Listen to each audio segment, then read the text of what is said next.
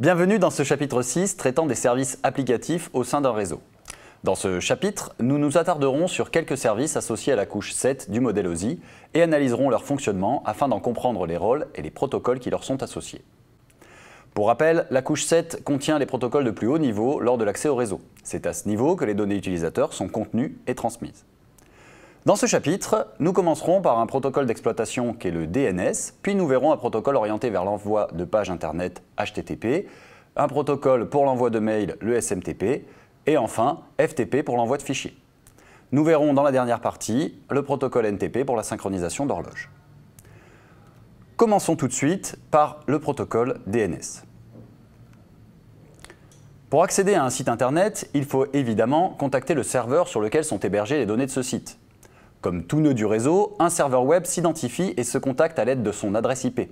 Elle peut être de 4e génération IPv4 ou de 6e génération IPv6, comme nous l'avons vu précédemment. Prenons l'exemple d'un utilisateur désirant aller sur le site fr.wikipedia.org. Le serveur de Wikipédia fait bien partie des serveurs accessibles, représentés en orange ici, mais pour le contacter, il faut connaître son adresse IP. Or, une adresse IP, qu'elle soit version 4 ou version 6, n'est pas pratique d'utilisation pour un humain. On se voit mal demander à quiconque de retenir l'adresse IP du site Wikipédia, que ce soit en version 6 ou version 4, et même s'il en connaissait l'adresse IP, celle-ci pourrait éventuellement changer plus tard, et il faudrait alors en retenir une nouvelle. On préfère donc largement utiliser et retenir la version texte et pérenne de cette adresse, par exemple fr.wikipedia.org. C'est celle-ci que l'utilisateur tapera dans la barre du navigateur et l'ordinateur se débrouillera pour déterminer l'adresse IP du serveur en question. Et c'est là qu'intervient le protocole DNS.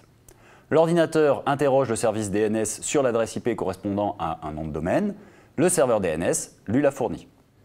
On obtient alors l'adresse IP du serveur de Wikipédia que l'on est donc capable de contacter. Le protocole DNS permet d'obtenir l'adresse IP d'un serveur à partir de son nom de domaine. On appelle cela résoudre un nom de domaine. La question que l'on se pose ici est donc comment résout-on un nom de domaine ? Pour bien le comprendre, nous allons d'abord analyser sa structure. Le DNS fonctionne avec une structure hiérarchique. Le point le plus haut dans cette hiérarchie est appelé racine et est souvent représenté par un point, comme sur cette image. Sous la racine, on trouve des domaines de premier niveau, TLD pour Top Layer Domain. Ces domaines correspondent à la dernière partie de l'adresse. Il en existe aujourd'hui de nombreux comme .org, .com, .fr ou même .paris par exemple. On trouve ensuite des domaines de second niveau, par exemple Wikipédia, Campus France, et chacun de ces domaines va être divisé en des sous-domaines, par exemple impôts.gouv.fr, fr.wikipedia.org dans notre exemple. Cette adresse peut être découpée en 3 parties hiérarchisées, org pour le domaine de premier niveau, Wikipédia pour le domaine de second niveau, et enfin fr comme sous-domaine. La résolution d'une adresse se fait selon cette hiérarchie et on l'appelle une résolution récursive.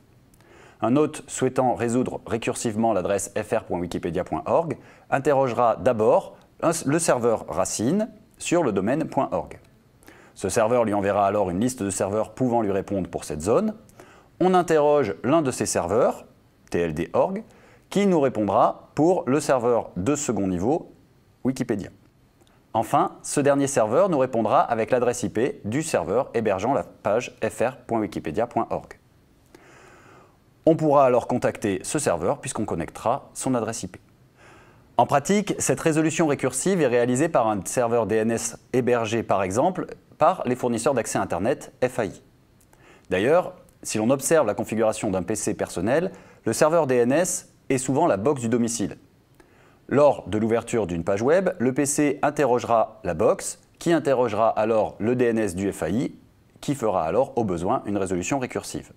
Pour éviter un nombre trop important de requêtes et afin d'accélérer le processus, les serveurs DNS intermédiaires, la box et le serveur de résolution récursive, sauvegardent en cache une association nom de domaine adresse IP, durant une durée appelée time to live et propre à chaque adresse.